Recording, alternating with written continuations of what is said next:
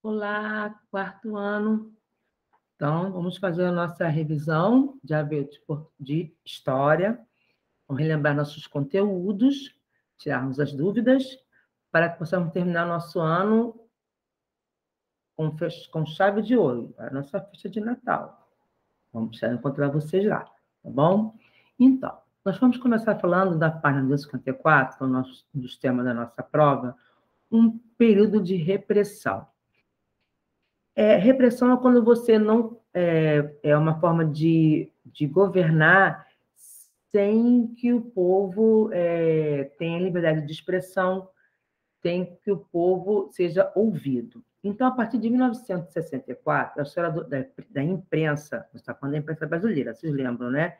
Imprensa é um conjunto de meios de comunicação que leva informações para as pessoas. Então, os principais meios de comunicação é o rádio, o jornal e a televisão. Então, nesse período que teve, a partir de 1964, a história da imprensa brasileira foi influenciada pelo novo regime do governo que foi instalado no Brasil, que foi chamado de a ditadura militar.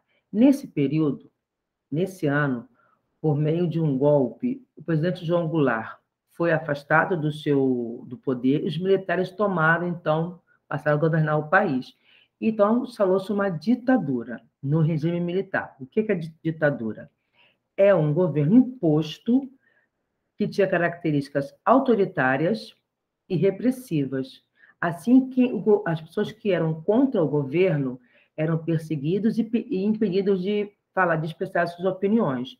Então, um desses grupos que eram perseguidos por querer falar a verdade, mostrar a verdade, que eram vigiados, eram jornalistas, os músicos, compositores e atores. Eles eram vigiados e perseguidos, não podiam falar do que estava acontecendo na ditadura militar, no regime militar. Mas havia alguns órgãos que foram criados durante o regime militar, que tentavam falar sobre oposição à ditadura. Esses órgãos da imprensa foi chamado de imprensa alternativa. Um dos famosos jornais foi o Pasquim. Então, o Pasquim foi um dos principais jornais alternativos criado em 1969. Aí veio a imprensa e a internet. Com o fim da ditadura militar, isso já na década de 1980, a imprensa brasileira passou a ter mais liberdade de publicar notícias e reportagens. Aí veio a internet. Bom, a internet, né, de 1990, desenvolveu-se a internet. Então, além de ser um veículo de informação muito rápida, que atinge muito mais pessoas brasileiras, a internet facilitou o quê? A troca de ideias e a interação com o público. Muitos sites permitem que os leitores façam comentários, expressem suas opiniões, como tem o site do Seninha, tem também a internet também possibilitou também a ampliação e a diversificação da imprensa. Vários grupos que até então não eram ouvidos, da sociedade que não eram ouvidos, puderam se expressar, colocar suas opiniões, ampliar também informações através também da internet. Então, a internet contribuiu muito para aprimorar a imprensa, né? Então, mas devemos ficar sempre atentos quanto a essas fontes de informações. Só repassarmos que nós realmente soubermos que são informações verdadeiras, nada de fake news, tá bom? Vamos dar mais uma pincelada aqui, mais uma revisada. Terminamos aqui. Vamos falar sobre as propagandas, os novos hábitos. Então, a partir do século XX, o Brasil passou por um processo de industrialização, apareceu mais indústrias. Então, foram os dois presidentes que mais incentivaram as indústrias, foi Getúlio Vargas e JK, conhecido também Juscelino Kubitschek, os dois presidentes que mais incentivaram estimulou a instalação de indústrias aqui no Brasil. Getúlio Vargas e Juscelino Kubitschek, que era conhecido como JK. Então, temos aqui. E assim fortaleceu economicamente o país, né? Então, com os avanços do setor industrial, os brasileiros foram incentivados então, a consumir cada vez mais produtos industrializados, como eletrodomésticos e automóveis. Aqui temos aqui uma rua muito famosa aqui do Rio de Janeiro. Bom, só que na época do JK, ele investiu em 3 áreas: na energia, nas indústrias e nos transportes, JK, ou Getúlio Vargas.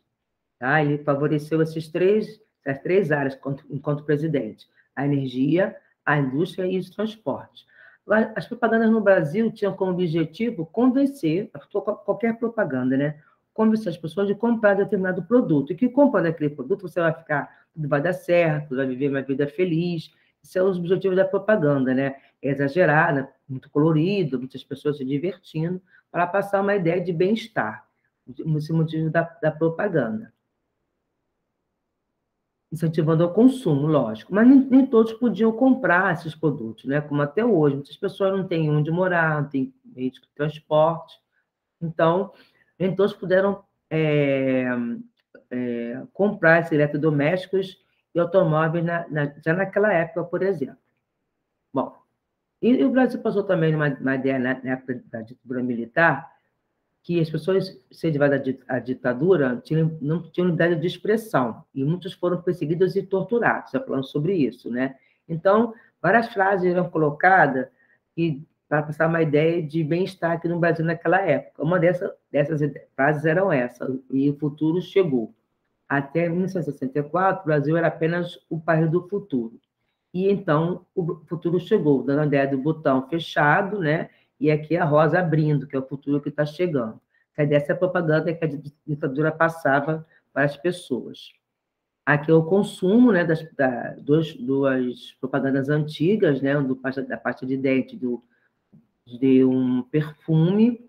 Aqui a atriz americana Elizabeth Taylor usando sabonete, né, que era uma das mais importantes atrizes daquela época, bonita. E agora consumindo com consciência, né? Para resumir essa parte aí. O que é consumir com consciência? É não consumir por impulso, pensar se realmente precisamos de algo antes de comprar. Isso vai favorecer o quê? Você vai evitar gastos desnecessários. Consumir com consciência é fundamental para que o meio ambiente seja preservado, pois assim utilizamos menos recursos da natureza e produzimos menos lixo. Dessa maneira, verifica-se que podemos reaproveitar muitos materiais que ser descartado. Isso é importante também reutilizar de forma consciente. Tá? Vamos então para a nossa prova de história. Vamos lá. Vocês prestaram atenção na revisão? Vamos para a história agora, então. Bom, olha, ver se realmente estão lembrados, hein? Vamos lá. A partir de... Não de colocar sempre o nome todo de vocês, tá bom? E o nome da chamada, se vocês tiverem lembrado. Não tem problema, não. Bom, a partir de 1964, a história da imprensa brasileira foi influenciada pelo novo regime do governo instaurado no Brasil, a ditadura militar. Aí pergunto para vocês, o que foi a ditadura militar? Vocês vão marcar a resposta certa. Uma nova eleição onde o povo podia se expressar livremente ou um governo imposto que tinha características autoritárias? Você acabou de explicar, hein? Se prestar atenção. Bom, com a ditadura, vários grupos de pessoas eram vigiados. Que grupos eram esses? Lembra que eu falei a vocês? Eram 4 grupos de pessoas, de classes, que eram vigiados. Vamos pensar aí. Bom, um dos principais jornais alternativos da época, está bem aqui, olha, muito fácil, presente de Natal, da tia Cristina. Tá? Qual é o nome desse jornal alternativo? O que é jornal alternativo? Que mesmo durante a ditadura tentava comunicar para o povo o que estava acontecendo. Então, de forma assim, meio escondida, de forma alternativa. Qual é o nome do jornal? Vamos escrever aqui bonitinho, tá bom? Bom, aí acabamos de falar também sobre as consequências do uso da internet. As consequências boas, né? Ampliar, levar conhecimento, essas coisas que estão lembrando, que vocês acham que é importante, que for coisas boas que a internet nos traz. Aqui, desenho aqui, Fala sobre desenvolvimento que provocou diversas transformações na sociedade brasileira. Você não consegue que eu conheço essa foto. Claro que vocês conhecem. Aqui é a atual, que é o atual Shopping Bangu. Mas antes dele ser um shopping, ele foi muito bem preservado, sua arquitetura era uma... Olha só, olha aqui, tinha um campo de futebol. Aqui realmente é o bairro Bangu. Tá? Muito bem, acertou. Mas que é isso que aparece aqui. Vocês vão escrever, que é a resposta daqui. O desenvolvimento das, pontinho, pontinho, provocou diversas transformações na sociedade brasileira. Tá? Muito fácil, hein? Para prestar atenção. Escreva os nomes dos 2 presidentes que eu acabei de falar, que incentivaram a criação de novas indústrias. Tá? O nome dos 2 presidentes, 2. Um tem até as iniciais, né? Pode botar ou o nome dele todo ou só as iniciais do nome dele, tá? O outro nome dele todo também, que é fácil também, não precisa de gravar. Bom, 7ª questão. Marque os setores que JK, olha aí, ó, presta atenção, às vezes uma resposta que vem depois vai, uma questão posterior, vai dar a você responder uma dúvida de uma outra questão, presta atenção. Por isso que é importante ler devagar, cuidadosamente a prova, para dar o clique, vocês lembrarem o que nós falamos nas nossas aulas, tá bom? Aqui vocês vão marcar os setores que JK mais investiu enquanto era presidente do Brasil.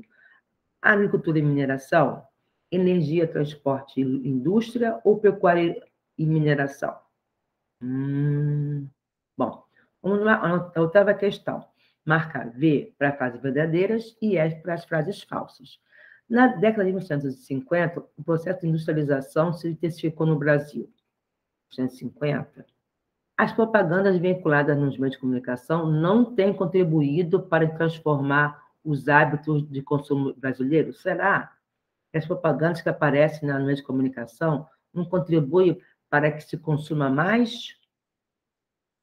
Devemos sempre questionar as propagandas e questionar se realmente precisamos comprar o produto. Falso ou verdadeiro? Os anúncios passam a ideia de que nos tornamos felizes e elegantes adquirindo esses produtos. Falso ou verdadeiro? Essa aí. 9ª questão. Vocês vão preencher as frases com a palavra que estão aqui no quadro. Propagandas, consciência e gastos desnecessários. Além de poupar nosso dinheiro com pontinho, pontinho, consumir com consciência é fundamental para o meio ambiente ser preservado.